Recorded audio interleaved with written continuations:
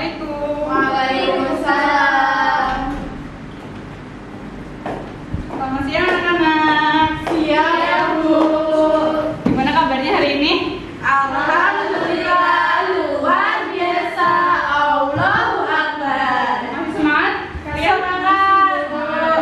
Udah makan siang? Sudah. Sama apa?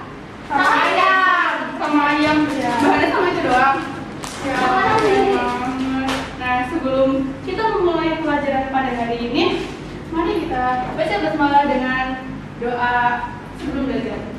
Bismillahirrahmanirrahim. Raditu billahi rabba wa bil islami dina wa bi Muhammadin nabiyya wa rasula. Rabbi zidni ilma warzuqni fahma. Amin. Sekarang kita pelajaran SKI ya? Betul? Iya, Bu. Ya, SKI. Nah, pada kali ini Ibu mau bertanya lagi sama kalian. Oh, yang hari ini nggak berangkat ada atau berangkat semua? Berangkat semua, Bu. Alhamdulillah, ya. Kalian ada yang pernah nyanyi itu nggak? Gundul-gundul pacul? Pernah. Tahu lagunya? Tahu. Tahu ya, kita nyanyi bareng-bareng. Yuk, apa? Gimana kakaknya? Mbak Dina silahkan maju ke depan nonton. Gak usah. Ada. 1, 2, 3. Gundul, gundul, pacul-cul, gembelengan, nyunggi-nyunggi, wakul-kul, gembelengan, wakul lempang sekane dari saratan, wakul lempang sekane dari saratan. Nah, kalian tahu nggak kalau lagu Gundul-Gundul Pacul itu diciptakan oleh siapa? Tahu? Belum ya? Jadi lagu Gundul-Gundul Pacul itu diciptakan oleh Sunan Kalijogo. Nah, Sunan Kalijogo itu adalah apa? Wali Songo gitu ya. Dan pada hari ini kita akan membahas tentang peran Wali Songo di Indonesia. Nah, tujuan pembelajaran pada kali ini yaitu menghayati nilai semangat berdakwah yang dilakukan para wali songo, kemudian mengamalkan sikap kerja keras, jujur dan tanggung jawab dalam mengajak kebaikan, kemudian mengidentifikasi nama-nama tokoh wali songo dan biografinya, lalu menyimpulkan strategi dakwah yang dikembangkan oleh wali songo dan pelaksanaannya, kemudian menganalisis strategi dakwah yang dikembangkan oleh wali songo dan implementasinya pada konteks kekinian di Indonesia. Nah, sebelum kita mempelajari tentang Wali Songo, kita perlu mengenal dulu ya. Kan tak kenal maka tak sayang.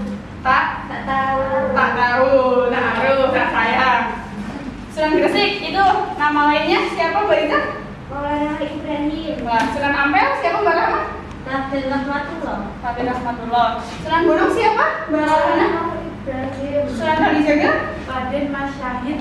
Sunan Giri, Mbak Iza? Raden Ainun Yakin. Sunan Derajat, Mbak Rahma? Raden Qasim. Sunan Kudus?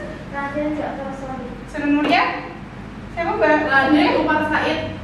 Lalu Sunan Gunung Jati yaitu Raden Syarif Hidayatullah. Nah, bagaimana sih dakwah para wali songo itu?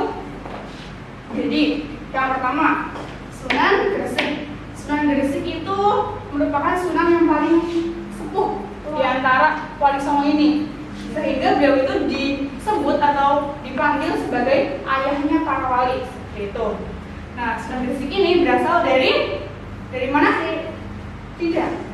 Berasal dari Turki. Wow, jauh. Nah, kemudian ketika sampai di Indonesia, beliau itu berdakwah di daerah Gresik. Nah, awal mulanya itu beliau itu tidak mendirikan pesantren, tetapi beliau itu memilih strategi untuk mendekati penguasa agar rakyatnya itu juga mengikuti ajarannya Sunan Gresik dengan cara beliau itu menjodohkan anaknya, putrinya dengan Raja Majapahit. Tetapi saat putrinya hendak menuju ke Majapahit, tiba-tiba rombongannya itu terkena penyakit dan mereka itu meninggal. Jadi strateginya dengan menikahkan itu gagal, sehingga bergantilah strategi dengan mendirikan pesantren di daerah Gresik. Selanjutnya Sunan Ampel. Sunan Ampel itu siapa sih? Sunan Ampel itu merupakan cucu dari Raja Campak. Nah, jadi itu Raja Campak. Ada yang punya sepeda lain nggak? Ini gembira.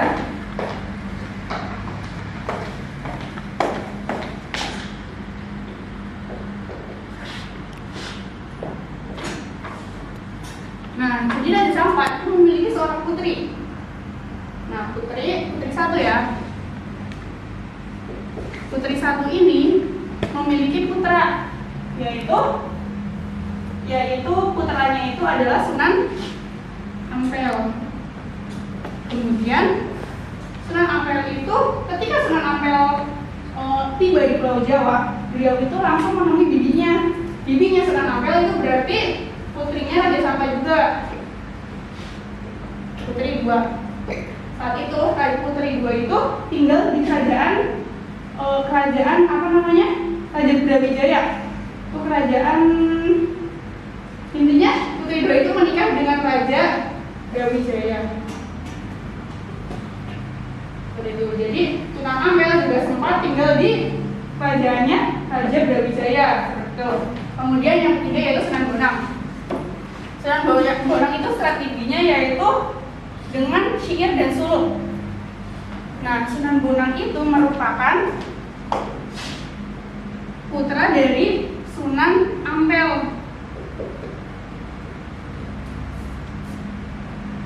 Jadi Sunan Bonang itu adalah cicitnya Raja Campak. Ya, Sunan Bonang adalah putranya Sunan Ampel dan strateginya yaitu dengan syair-syair dan suluk. Salah satu tembang Mocopat itu juga diciptakan oleh Sunan Bonang. Nah, strateginya ketika beliau berdakwah itu memiliki satu keunikan, yaitu kalian pernah nonton itu nggak, film Mahabharata gitu? Kan ada itu dewa-dewanya kan, beda-beda, hanya itu banyak, yaitu dewa-dewa. Nah, dewa-dewa itu yang mereka pelajari oleh para kaum Buddha dan Hindu itu diganti nama-namanya dengan nama-nama para malaikat. Itulah salah satu strateginya Sunan Bonang itu nggak kok langsung dewa itu nggak ada, yang ada itu malaikat, tapi itu mengganti nama-nama dewa tersebut dengan malaikat. Gitu kan? Dewa kan tugasnya, dewa ini tugasnya memberi ini gitu kan. Nah, itu diganti dengan para malaikat seperti itu. Selanjutnya Sunan Kalijaga. Kalian ada yang pernah nonton itu nggak? Film Sunan Kalijaga di Indosiar dulu? Udah ya, pernah ya? Nah, di situ kan filmnya Sunan Kalijaga itu ingin menjadi muridnya Sunan Bonang. Kemudian Sunan Bonang itu menyuruh Sunan Kalijaga untuk bertapa di sebuah kali, di pinggir kali, sehingga dari yang tadinya muda jadi udah dewasa. Terus yang tadinya bersih mukanya berewokan janggotan gitu kan di filmnya ya. Tapi itu ternyata tuh enggak.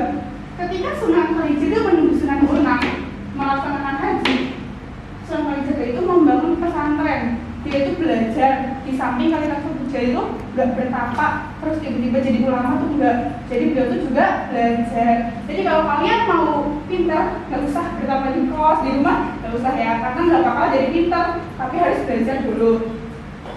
Nah, kemudian yang strateginya itu dengan wayang dan gamelan. Jadi orang dulu itu mereka tuh suka hiburan. Kalau ada hiburan dulu kan nggak ada gadget ya, nggak ada HP, nggak ada YouTube, nggak ada Instagram. Jadi kalau ada hiburan, ada wayang, mereka tuh berkumpul para warga, ada gamelan berkumpul.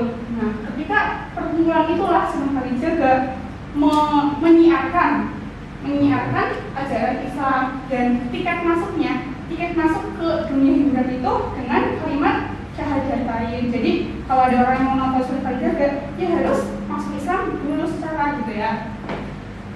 Kemudian Sunan Giri. Nah, Sunan Giri itu berdakwah di daerah Giri ya, dan strategi dakwahnya itu permainan anak-anak dan lagu-lagu anak-anak juga. Di antaranya yaitu Gula Ganti. Ada yang tahu lagunya? Belum. Jamuran, tahu? Gimana? Jamuran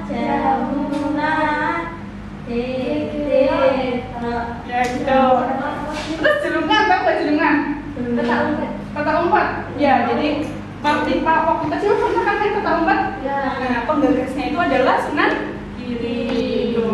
Lalu jor itu aku ibu belum tahu. Ada yang tahu nggak jor? Nggak tahu juga ya. Dan coba semua nggak tahu semua ya. Coba semua. Nah, gitu. Kemudian Sunan Derajat. Nah, Sunan Derajat itu merupakan ini kan memiliki strategi pepali pitu, yaitu 7 ajaran. Jadi 7 ajaran Islam pokoknya itu diringkas dalam ini papali pitu. Kalau mau tahu isinya kalian silakan bisa mencari di Google banyak gitu ya. Nah, lalu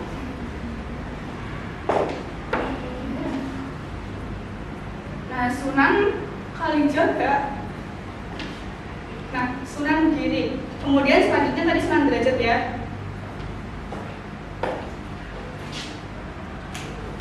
Nah, Sunan Bonang. Ya, Sunan Bonang itu tadi Sunan Giri. Nah, Sunan Giri itu memiliki istri. Istrinya Sunan Giri itu adalah putri dari Sunan Bonang. Jadi Sunan Bonang itu mantunya Sunan. Nah, ini aja. Sunan Bonang tuh memiliki putri satu. Namanya itu Dewi Murtasia.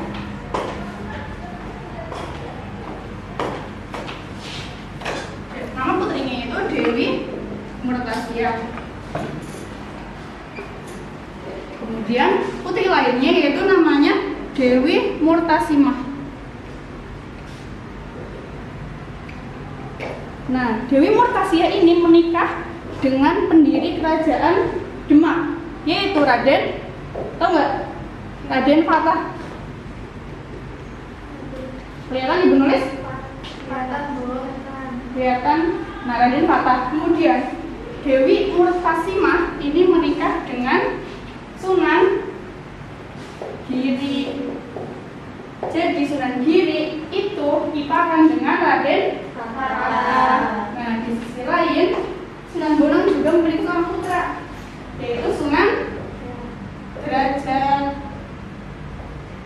Jadi Sunan Derajat itu iparan sama Sunan Giri. Sunan Giri itu juga saudara iparnya Raden Fatah. Gitu. Nah, Sunan Derajat ini menikah dengan siapa? Menikah dengan Dewi Sofia. Dewi Sofia namanya ya, istrinya Sunan Derajat. Lanjut ke Sunan selanjutnya yaitu Sunan Kudus. Sunan Kudus itu berdakwahnya di Kudus, di Masjid Kudus. Nah, Sunan Kudus ini dia itu adalah putranya Sunan Kalijaga. Jadi ini beda persaudaraan. Jadi Sunan Kalijaga memiliki putra Sunan Kudus.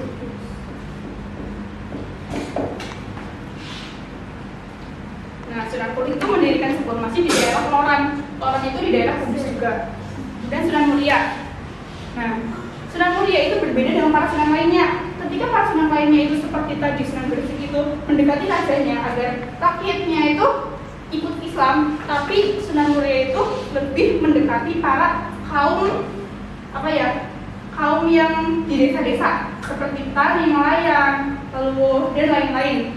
Nah, dakwahnya Sunan Muria selain mengajarkan agama, beliau itu juga mengajarkan ilmu pertanian, ilmu perkebunan, ilmu peternakan seperti itu. Lalu selanjutnya Sunan Gunung Jati. Nah, Gunung Jati ini ketika yang lainnya kan ini di daerah Jawa Tengah dan Jawa Timur. Nah, ini tuh satu-satunya Sunan yang berdakwah di daerah Jawa Barat, di daerah Sunda. Jadi ketika semuanya itu suku Jawa di Jawa, Sunan Gunung Jati itu sendirian dari Sunda. Nah, salah satu strateginya itu dengan melawan dan mengusir Portugis dari Indonesia. Waktu itu kan ada sebuah daerah namanya Sunda Kelapa.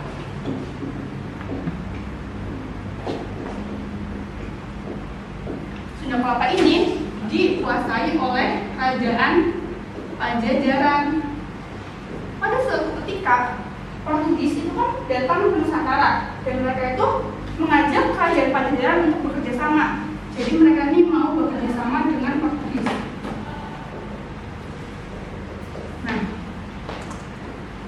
itu ini siapa? Sunan Gunung Jati. Sunan Gunung Jati ini merupakan raja dari kerajaan Banten dan dan Cirebon. Jadi dulu salah satu daerah.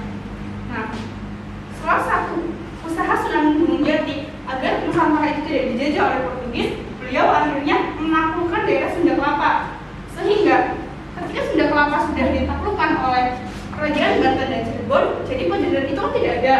Alhasil otomatis perjanjian antara dua ini itu terputus. Jadi Portugis tidak jadi menguasai daerah Sunda Kelapa. Karena ini sudah tidak ada, digantilah Sunda Kelapa menjadi daerah Jayakarta. Seperti itu. Ada yang ingin ditanyakan dari ke-9 wali ini? Tidak ada ya. Kemudian Ibu ingin untuk menambah wawasan kita, untuk menguatkan materi kita, Ibu ingin kalian menjadi 2 kelompok. Bentuknya itu ada depan ini. Barangma ada depan dengan barana. Jadi ini di ada depan.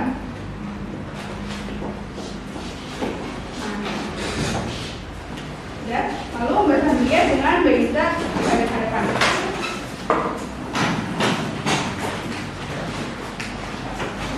Ibu akan mengirim kalian sekarang cari materi tentang 9 wali tersebut di luar yang Ibu jelaskan tadi juga, dan diskusikan dengan teman kelompok kalian. Jadi Bahana kelompokannya sama Mbak Sandria dan Mbak Rahma dengan Mbak ya. Sekarang pelajari dulu yang tadi Ibu jelaskan.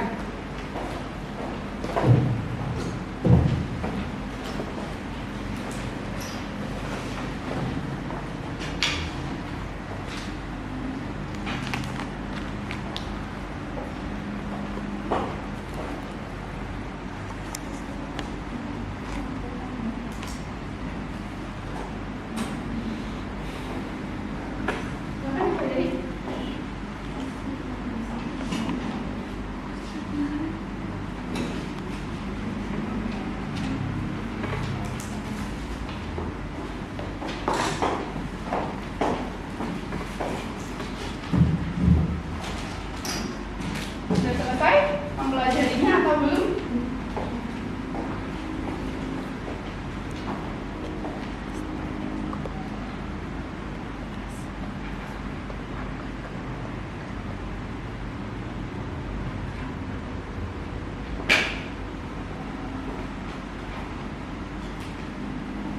Sudah atau belum?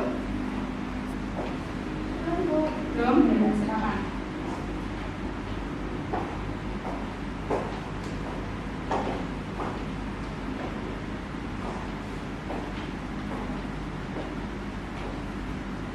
Lalu barang-barang di atas meja sekalian dibereskan ya, jadi tidak ada barang yang tersebar.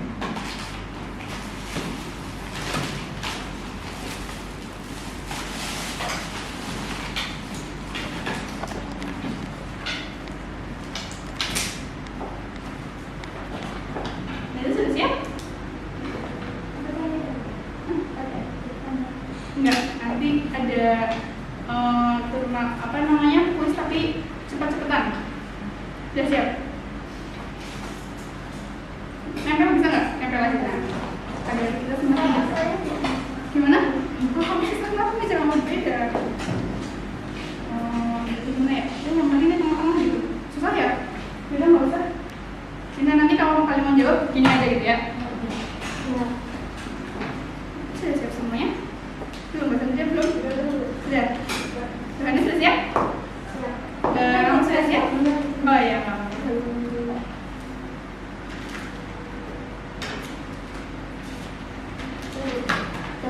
Sudah. Jadi Ibu akan membacakan seluruh pertanyaan dan kalian itu cepat-cepat menjawab. Ya. Nilainya untuk per kelompok 1 dan kelompok 2. Dan setiap satu nilai itu kalian diberikan 1 kopi. Dan 1 kopi, 1 permen kopi. Jadi nanti jumlahnya sesuai dengan jumlah permen Nggak ada yang punya permen bisa punya? Nggak ada. Siap ya? Ya, Kalau udah ada yang punya jawaban diketok gitu. ya. Pertanyaan pertama.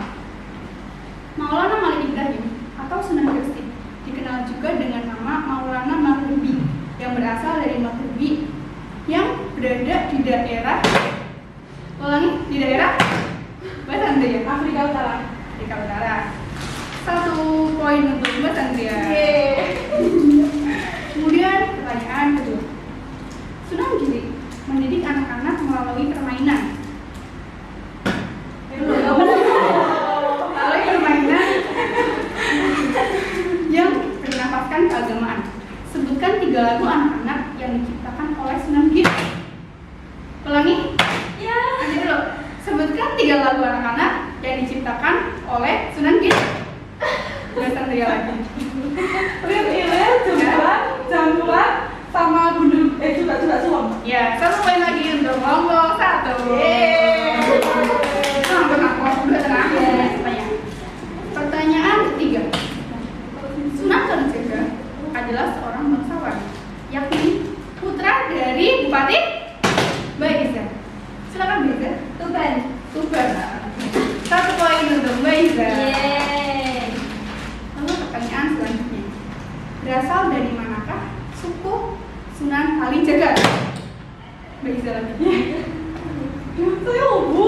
Ada lagi. Dari manakah suku Sunan Kalijaga? Bahana. Jawa. Ya, suku Jawa. Jawa apa Sunda? Jawa. 1 poin untuk kelompok 1. Selanjutnya, siapakah yang menciptakan aneka cerita wayang yang mengenaskan Islam? Mbak Rahma, silakan. Ya, ulangi pertanyaannya dulu dong. Pertanyaan lagi ulangi dulu. Cuma siapa yang jatuh? Saya, Bu. Lain. Tadi Mbak Rahma salah, jadi Mbak Rahma sudah tidak boleh menjawab lagi. Khusus nomor ini. Siapakah yang menciptakan aneka cerita wayang yang bernafaskan Islam? Mbak Iza. Sunan Kalijaga. Ya, 1 poin. Selanjutnya, di manakah Sunan Giri ditugaskan menyiarkan agama Islam oleh Sunan Ampel? Mbak Iza lagi. Ya, 1 poin lagi. Selanjutnya, Sunan Giri adalah putra dari Mbak Iza. Salah. Sunan Giri. Putra dari ya, 1 poin untuk kelompok 1. Selanjutnya, dalam strategi dakwahnya, Sunan Derajat menciptakan tembang sebagai salah satu medianya. Tembang apa yang dimaksud? Pangkur, betul. 1 poin untuk Mbak Iza. Kelompok 2. Soal selanjutnya, Sunan Ampel wafat pada tahun 1948 dan dimakamkan di daerah Sunan Ampel wafat dan dimakamkan di mana? Kalau salah nggak boleh menjawab lagi. Itu dari 3 sama-sama. 3, 2, salah. Yuk, siapa lagi mau jawab? Dengarkan baik-baik. Sunan Ampel wafat pada tahun 1948 dan dimakamkan di mana?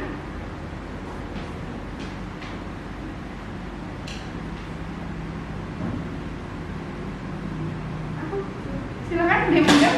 Ya, Mbak Iza. Oh, Iza, Surabaya, betul. 1 poin. Mbak Hana. Ya, di Ampel Surabaya. Ampel, Sunan Ampel.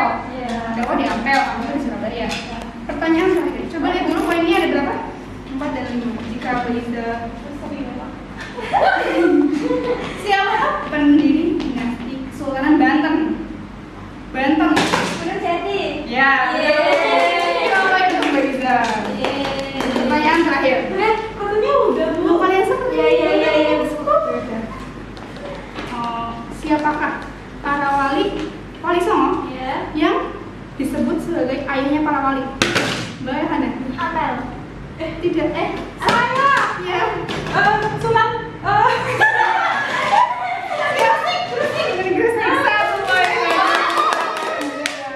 Kelompok 1 berapa hitung poinnya? 6. Kelompok 2? 5. Jadi yang menang kelompok? Tepuk tangan untuk kelompok 1.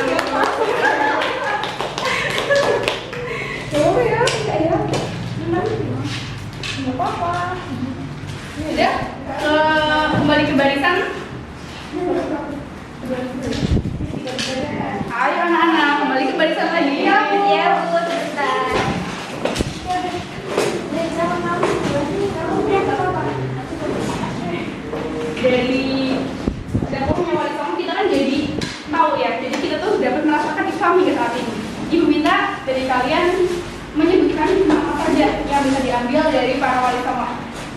Ada yang mau menyebutkan? Saya Bu. Ya, silakan Beliza. Yang pertama dalam berdakwah menumbuhkan kesabaran dan keikhlasan. Yang kedua, memurnikan niat dalam berdakwah. Yang ketiga, selalu berperilaku sesuai ajaran Islam karena sebagai uswah umat. Ya, terima kasih Beliza. Kita baca semua itu Beliza. Seperti kelompok satu. Tapi yang menang tetap kelompok satu ya. Dan saya berikan 1 bungkus. Ada yang mau menyimpulkan pertemuan pada kali ini? Saya Bu. Ya, silakan Mbak Sandria. Kesimpulan pada hari ini yaitu Wali Songo adalah ulama penyebar Islam di Pulau Jawa yang menyebarkan ajaran Islam dengan cara damai melalui akulturasi budaya tanpa merusak ajaran Islam yang murni. Nah, Wali Songo itu berjumlah 9 orang, yaitu Maulana Malik Ibrahim, Sunan Ampel, Sunan Bonang, Sunan Derajat, Sunan Kudus, Sunan Giri, Sunan Kalijaga, Sunan Muria, dan Sunan Gunung Jati. Nah, dalam menyampaikan dakwahnya, Wali Songo mengedepankan pendekatan budaya yang sudah berkembang pada masyarakat Jawa, dikulturasikan dengan ajaran agama Islam. Terima kasih Mbak Sandria. Karena sudah saya yakin sudah pada paham. Jadi saya akan hanya meminta kalian untuk minggu depan nyanyikan lagu Tembang Masyarakat. Terserah apa saja nih. Ya, paham ya? Saya Bu. Cukup sekian dari saya. Mohon maaf ya apabila terdapat kesalahan kata. Assalamualaikum. Kita doa dulu. Doa kafaratul masjid. Bismillahirrahmanirrahim. Subhanakallahumma wa bihamdika asyhadu an la ilaha illa anta astaghfiruka wa atubu ilaik. Alhamdulillah.